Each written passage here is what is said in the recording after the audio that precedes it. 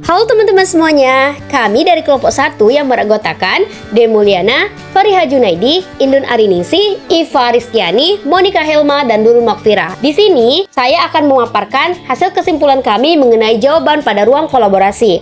Kita masuk ke pertanyaan pertama, yaitu mengenai dua ilustrasi ini. Ilustrasi pertama, buku teks atau buku pegangan berfungsi sebagai salah satu sumber daya rujukan untuk dikaji sebagai landasan desain pembelajaran dengan tujuan yang spesifik dari hasil pembelajaran.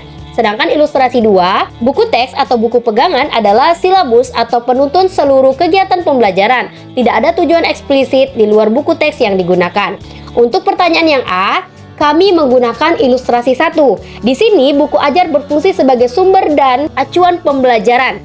Ini adalah pendekatan yang lebih fleksibel dan dapat mendukung pembelajaran yang berpusat pada peserta didik. Pendekatan ini memungkinkan guru untuk mengintegrasikan materi dari berbagai sumber, termasuk buku teks, untuk menciptakan pengalaman belajar yang kaya dan bermakna.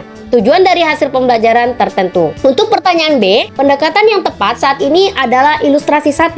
Mengapa? Karena peserta didik masa kini cenderung memiliki akses yang lebih baik terhadap informasi dan gaya belajar yang berbeda. Dengan menggunakan buku sebagai salah satu dari banyak sumber daya, guru dapat menggunakan teknologi, sumber daya online, dan pengalaman langsung untuk menciptakan pengalaman belajar yang beragam dan menarik bagi peserta didik. Kita masuk ke pertanyaan kedua. Ilustrasi pertama, hasil belajar yang diinginkan membutuhkan penilaian unjuk kerja yang bersumber dari keilmuan sebagai konten buku teks. Sedangkan ilustrasi 2, penilaian terdiri dari tes pengetahuan, sikap, dan keterampilan yang ada pada buku pegangan dan mungkin terpisah lembar kerja peserta didik namun masih terkait erat konten dan buku teks. Nah, untuk pertanyaan yang A, biasanya kami memilih ilustrasi 1 dengan alasan utamanya yaitu pendekatan ini berfokus pada pengukuran ketercapaian hasil belajar yang diinginkan dengan menggunakan penilaian isi buku teks.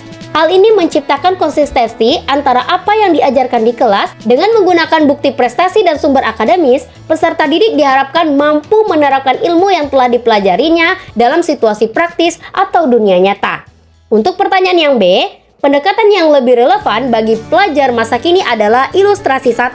Dengan alasan, karena peserta didik masa kini pada umumnya terbiasa dengan pembelajaran yang berfokus pada penerapan pengetahuan pada situasi dunia nyata. Maka, dengan menggunakan penilaian kinerja yang berasal dari konten buku teks memberikan pengalaman penilaian yang lebih relevan dan dapat diberikan kepada siswa. Nah, kita masuk ke pertanyaan ketiga, yaitu ilustrasi 1. Buku teks tidak digunakan berdasarkan urutan penomoran, karena urutan membaca buku teks berdasarkan urutan tujuan pembelajaran yang diinginkan. Sedangkan ilustrasi 2, teks dibaca dan dimanfaatkan berdasarkan urutan penomorannya. Untuk pertanyaan yang A, kami biasanya memilih ilustrasi 1. Pasalnya, pendekatan ini menekankan pada penggunaan buku teks yang fleksibel, di mana cara membaca buku teks tidak hanya bergantung pada urutan angka saja, tetapi juga menyesuaikan dengan tujuan pembelajaran yang diinginkan. Pendekatan ini memungkinkan siswa untuk fokus pada tujuan pembelajaran tertentu dan menggunakan materi buku teks sesuai dengan kebutuhannya. Nah, kita masuk ke pertanyaan yang B. Pendekatan yang lebih tepat pada siswa masa kini adalah ilustrasi 1. Mengapa? Siswa masa kini seringkali memiliki gaya belajar yang berbeda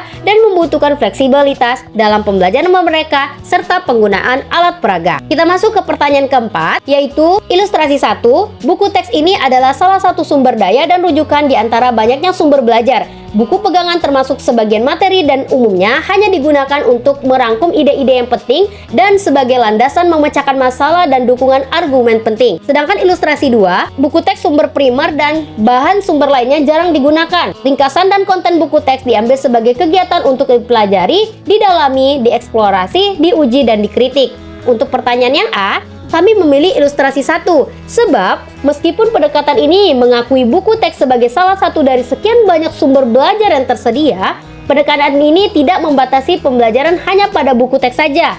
Pendekatan ini mendorong siswa dan untuk mengeksplorasi berbagai sumber belajar seperti media massa, media sosial, dan sumber belajar online lainnya. Untuk pertanyaan yang B, pendekatan yang lebih tepat untuk pembelajaran masa kini yaitu ilustrasi 1.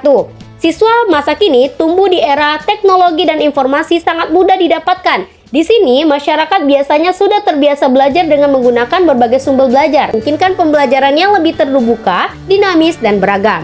Baik, itu saja yang dapat kami sampaikan. Sampai jumpa di video selanjutnya.